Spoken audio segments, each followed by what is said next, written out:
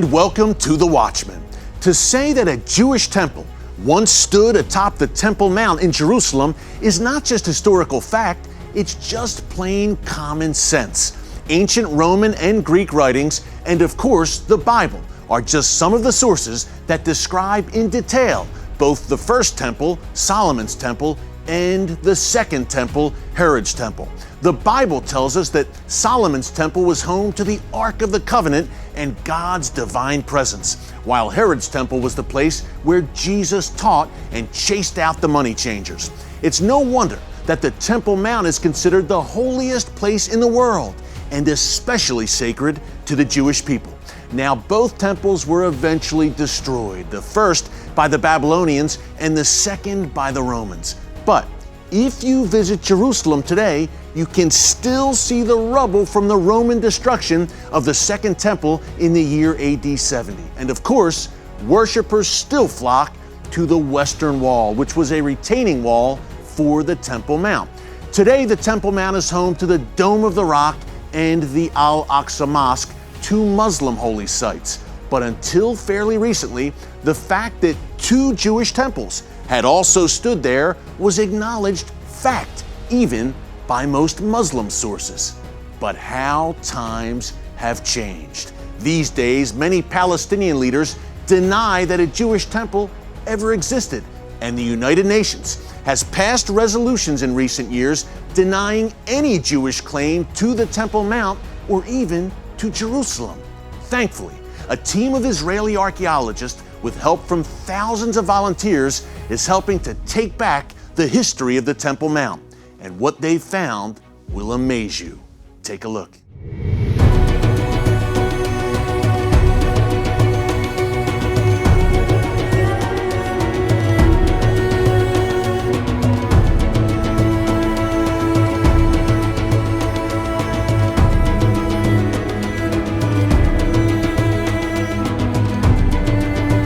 Well, Yitzhak, this is exciting. We are here at the relaunch of the Temple Mount Sifting Project. Tell us what you're doing here right now, why this is so important. We are trying to retrieve, save, research, and publish artifacts, archaeological finds that were hidden within the Temple Mount soil.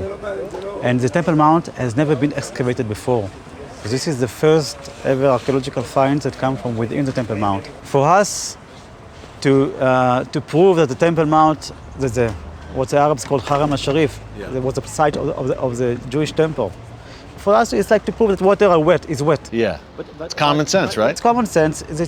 We have numerous historical sources, Jewish, Christian, and Muslims, from those that lived in Jerusalem, those outside Jerusalem. By the way, folks, you probably see people behind us working of all ages. It's exciting. They're sifting through this ancient dirt from the Temple Mount, the holiest place on earth, and who knows what they'll find. You'll see shortly. Yitzhak's going to share some of those amazing finds with us. But look, the reason you're doing this, Yitzhak, why it's necessary, give us that quick background, what happened on the Temple Mount around 1999, I guess, about 20 years ago. Not good. Tell us about it. So, the Muslim authorities excavated a huge pit in order to make a new entrance.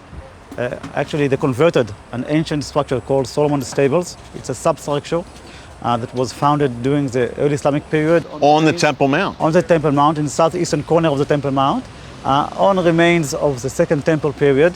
In that location, a huge underground vaulted structure was built later on. And the Crusaders were the last to use it as stables for the horses.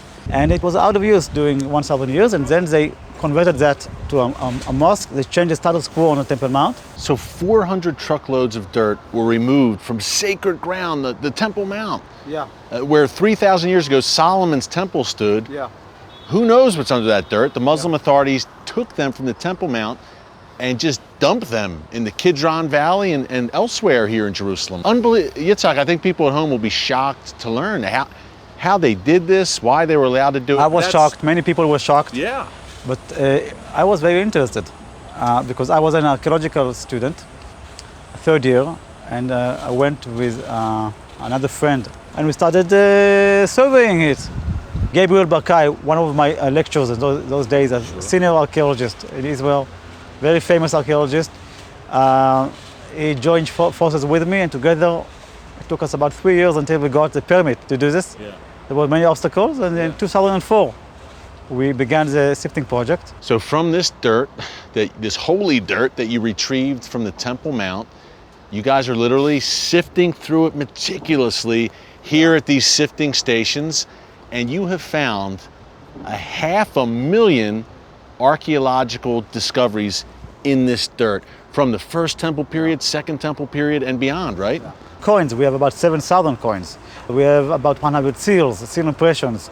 We have thousands of jewelry pieces. Gradually, this information will be absorbed by scholars, by tourist guides, by school books, history books, documentaries, and this will be a common knowledge. We're going to see some of those archaeological finds that you mentioned in a second. Since this is the relaunch of the Temple Mount Sifting Project, there's a great exhibition set up here, folks.